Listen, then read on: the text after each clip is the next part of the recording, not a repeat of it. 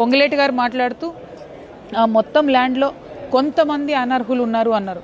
అంటే ఆయన చెప్పకనే ఏం చెప్తున్నాడు, కొంతమంది అర్హులు ఉన్నారని చెప్తున్నాడు. మరి నువ్వు అర్హుల ఇండ్లు ఎట్లా కూలుస్తావు? ఆ అధికారం నీకు ఎవరిచ్చిండ్రు? ఖమ్మం జిల్లాలో 3 మంత్రులను గెలిపించిన పాపానికి నువ్వు ఇల్లు కూలుస్తావా? ఎందుకోసం ఇల్లు కూలుస్తున్నావు అని చెప్పి ఈ ప్రభుత్వాన్ని నేను ప్రశ్నిస్తూ, మీరు కూల్చిన చోటనే కట్టించేయాలి, పట్టా చేసేయాలని డిమాండ్ చేస్తున్నాం. అప్పటి వరకు అన్నం ముట్టేది లేదు, దీక్ష ఆపేది లేదని మరొకసారి తెలియజేస్తూ మీ అందరి దగ్గర సెలవు తీసుకుంటున్నాను. Thank you. జై తెలంగాణ. కవితక్క గారు, తెలంగాణ పౌర సమాజం ఇవాళ కళ్ళు తెరిచింది.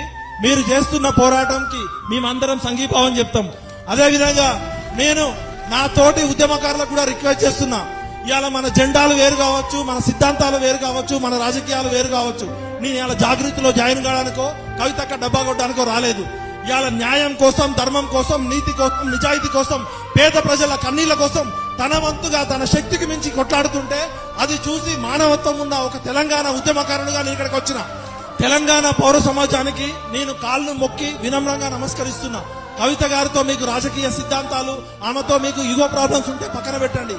ఇవాళ విశాదాన్ మహారాజాన్ గారు, కవిత గారు చేస్తున్న పోరాటం న్యాయమైందని నేను నమ్ముతున్నా. నేనేమంటున్నాంటే, కలిస్తే నిలుస్తాం, నిలిస్తే గెలుస్తాం, విడిపోతే పడిపోతాం, పడిపోతే ఓడిపోతాం. కాబట్టి వెలుగుమట్ల ప్రజల కోసం ఇవాళ ఎటువంటి ఇగో ప్రాబ్లం లేకుండా తెలంగాణలో ఉన్న అన్ని పౌర సమాజంలో ఉన్న అన్ని ప్రజా సంఘాలు కలిసి రావాలి.